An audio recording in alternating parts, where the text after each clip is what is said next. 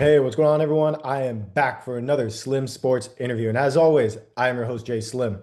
And joining me today is the other half of the Wake Forest Demon Deacons defensive end duo. I had Langston Hardy on earlier this season, and he hyped up this guy during the interview. So I knew I had to check out the film, check out the numbers, get him on. And obviously, here he is to talk about his story. 6'3" defensive end, Nuer Gatkuoth. How's it going, man?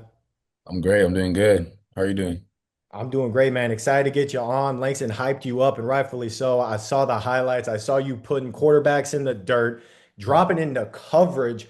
I mean, man, you can do it all on that defensive side of the ball. Saw the big time interception that we'll talk about a little bit more here in a little bit. But man, I gotta shout out some of these accomplishments that you have, the success that you've had throughout your career in a quick segment we're about to get into called Resume Rundown, where I'm going to show fans, viewers, what you've been able to do throughout your career. And I'm going to start off 2023, back when you were with Colorado State, freshman All-American, one of the top freshmen in the entire country doing what you did. And this past year was your second straight bowl game appearance, Arizona Bowl in 2024 when you were with Colorado State. Came over to Wake Forest, helped them to an incredible bounce back year. You guys were 2025 Mayo Bowl champions over Mississippi State.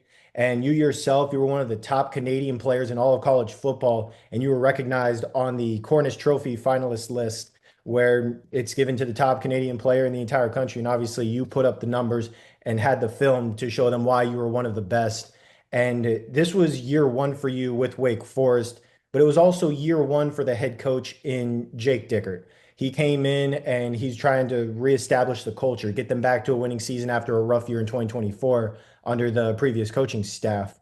Talk to me real quick about the culture that you yourself, Langston Hardy, who also came in, a lot of the other newcomers, as well as this coaching staff were able to put in place in year one of the program with all the success you had. I think we put together a very process-oriented culture. We just came in and we put in the work. Our saying was "stay in the dark," and we really embodied that. Every day we just come in, put in the work. We didn't care who our opponent was, not what they did. We just put in the work. We watched the film, and it showed on the field. Hey, stay in the dark. That Langston said that as well. Sawyer Seidel, who's transferring in from North Dakota over there, running back, he's already saying that as well when I had him on earlier this season as well. And rightfully so, because obviously that saying works for you guys. What you guys were able to do, turn this program from a 4-8 team in 2024 to a 9-4 team this past year, 4-4 in a very tough ACC conference, but managed to get some big time wins. Had a 28-12 win over UNC, 13-12 win against SMU, and then 16-9 win over number 14 Virginia.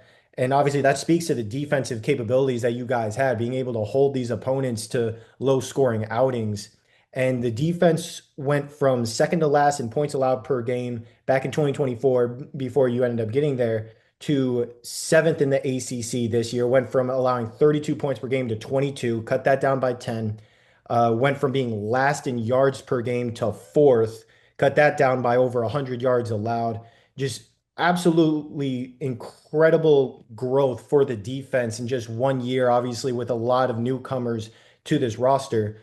Talk to me real quick about what your guys' defensive coordinator, the defensive unit overall, 1 through 11, and everybody else, what you guys were able to do to really put up these kinds of numbers. I think it starts with Coach Hayes. Coach Hayes is a great coach, and he really stemmed from just one saying, just do your job. I know it's an easy saying, everybody says it, but we really took that to heart. Like each one of us doing our job, trusting each other to make plays when the plays are there to be made. So yeah, we just did that every day in practice. We just do our job, and if we didn't, we know about it. Coach would come in the meeting room and tell us like, "What are you doing?" But yeah, we just trusted the process, and I feel like this year for our defense, like this was really process-oriented defense. Like we all bought into the process, and it really showed on the field, like I said. Yeah, obviously the numbers speak for themselves, and the numbers for yourself individually.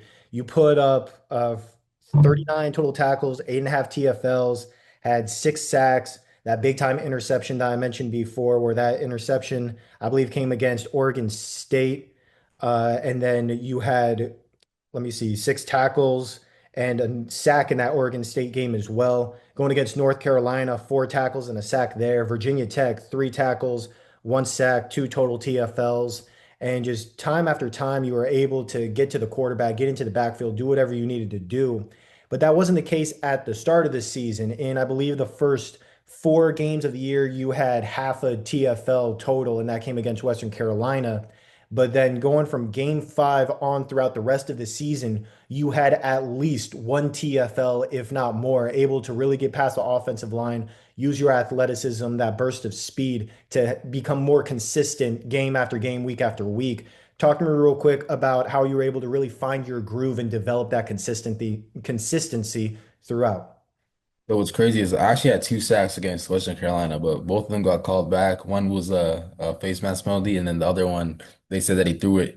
So after that, it was kind of disheartening, just like because I had 2 sacks and just both got taken away. So for the couple other games, I was kind of in my head a lot, thinking like, damn, like why can't I get to the quarterback? Overthinking a lot. And I remember against Virginia Tech, like I remember the exact moment.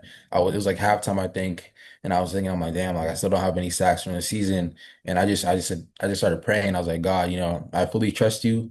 I know my ability. I know what I can do in the field, but I trust you, and I let go. And after that, I felt like I was playing with bricks off my shoulder. I felt like I was playing free, and from that game on, I think I had like a sack, missed it. So I guess that team didn't have a sack, and then I had like sack 4 games in a row. So I really just let go. And before every game, I listened to like calm, relaxing music, and I would just let go and just play with my ability.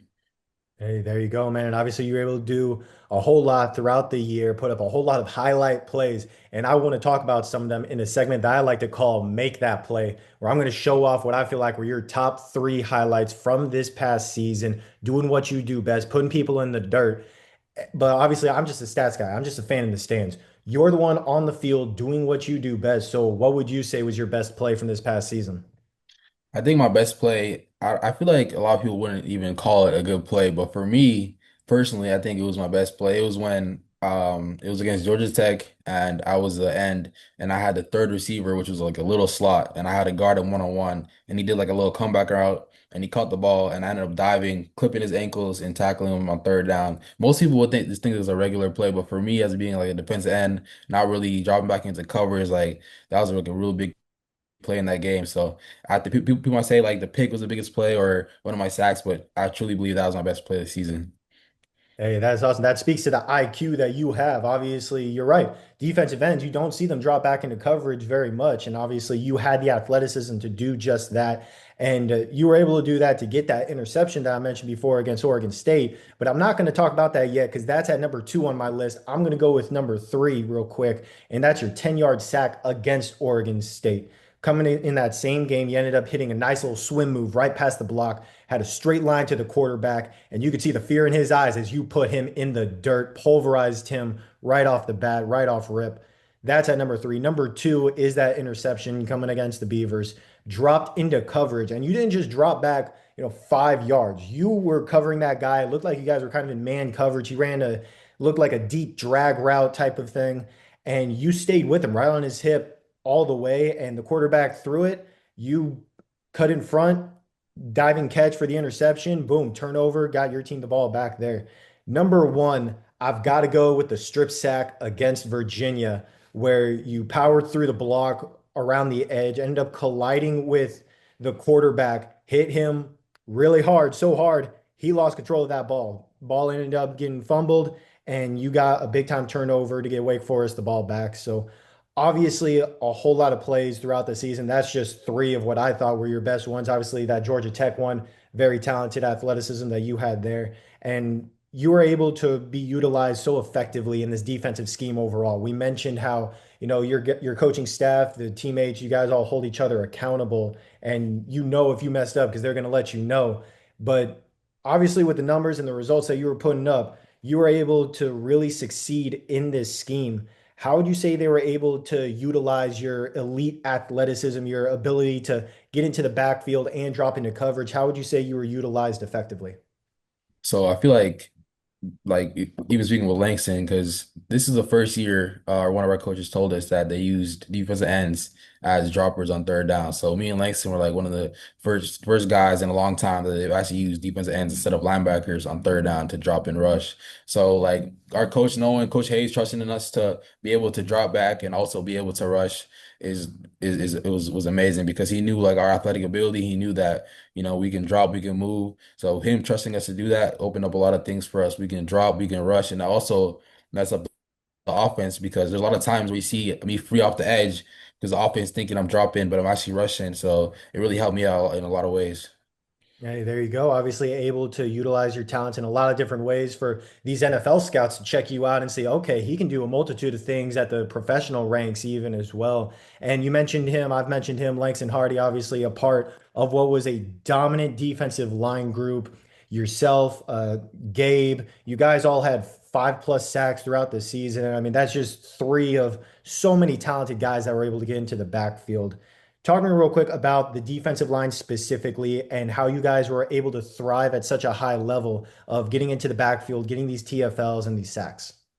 I think it starts out with mentally. There's a lot of things that went into his defense and knowing on the X and the M position because it wasn't just two different defensive ends, it was two different positions. So the X position was more of like the linebacker's position and the end was more like the heavy body.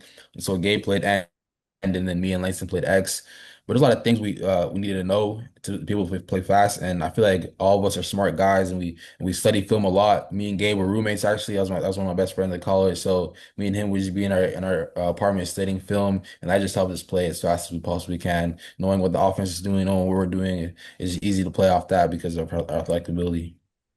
There you go, man. And obviously that led you guys to all the success that you had. And obviously ended the season with a bowl game win. Mississippi State, you guys went against them in the Mayo Bowl, 43-29 win. Just completely bully balled them on both sides of the ball, doing what you guys did. And for you, you were able to make a bowl game before with Colorado State in 2024, but you guys weren't able to come out on top. Now you're able to end the season with a win, hold up a trophy. And for you, it's actually the end of your collegiate career. So able to end it on a high note, helping to really help this program bounce back. Talk to me real quick about that Mayo Bowl game, the execution and domination throughout both sides of the ball for Wake Forest, and what it felt like being able to hold up that trophy at the end of the game. It was a great game. It was a great week overall. Just all the festivities and all the activities we went through. Um, It was great, like going into that game, we treated it like every other game. We didn't treat it any higher, any lower. We just said we're gonna come in here, we're gonna stay in the dark, we're gonna be process oriented, and then we're on the field and we produce. So just going out there after the game, holding up that trophy, I started to get a little emotional because I was like, damn, like, this is my last game, and to end it on a win was amazing. Hey, that's awesome for you, man. Congrats on that for sure. Not every player gets to be able to say that. Not every player gets to say, man, I ended it holding up a trophy, getting that bowl game win for my team. You were able to do just that. And I know you did try to get another year of eligibility because college eligibility nowadays, it's up in the air sometimes. You never know. And you got to try to fight for yourself, got to try to bet on yourself. And unfortunately, it didn't go the way that you wanted to, but now you're getting ready for the pros. You're getting into that training to where you can go off, go to the NFL ranks, put some money to your name, and do what you do in the grandest stage of them all, playing in the NFL, wherever you end up. Talk to me real quick about how you feel like not being able to get that extra year of eligibility is kind of like a chip on your shoulder and how that's motivating you to continue to develop and grow. You know, Going into this process, I knew there was a 50-50 chance I would get my year back or not. So I still stayed prepared, like mentally, like watching film on the NFL, watching guys in the NFL. And when I didn't get it back, I just thought to myself, like, this is God's plan. There's a reason why I didn't get it back. And I just went back in the dark. I'm staying in the dark right now, putting in work. I'm in Texas right now training. So there's a real big chip on my shoulder because obviously I had a great season, but I feel like if I came back another year, like I would be a for sure first, second round draft pick. But yeah, there's a big chip on my shoulder. Obviously being an under, not as highly touted guy right now in the NFL draft. So I'm just putting in that work every day, staying in the dark and trusting God. And when I get my opportunity, I know that I'm gonna take full opportunity of it because of the work I put in right now.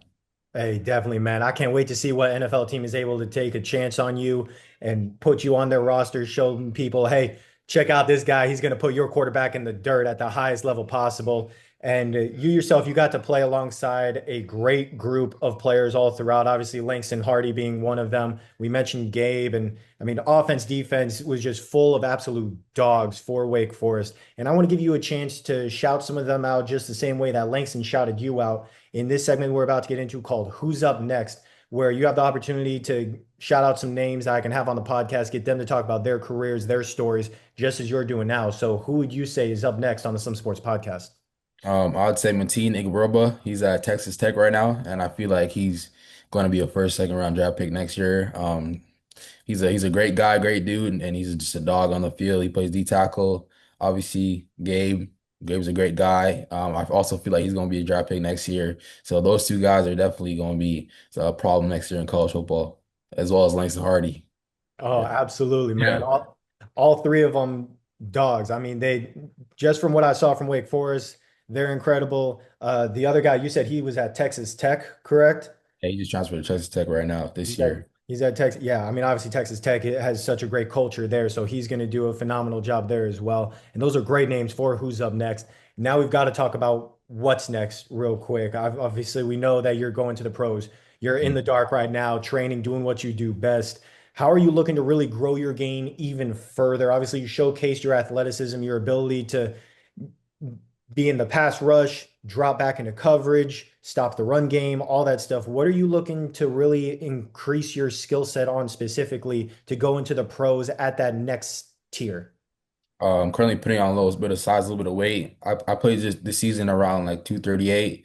Getting up to 245, 250. I'm trying to put on some pounds so I can really be a force in the run game. I feel like this season I was a great pass rusher, I was a great dropper, but the run game wasn't as great. So I'm just trying to better myself in the run game. And I feel like once I put all those three together and I go in the league and I learn, I become a sponge, I'll become a dominant force in the league.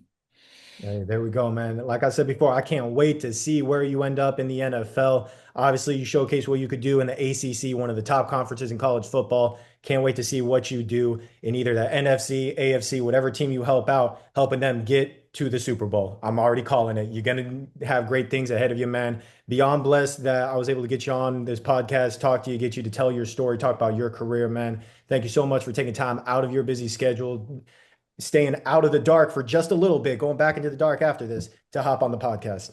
I appreciate you. Thank you.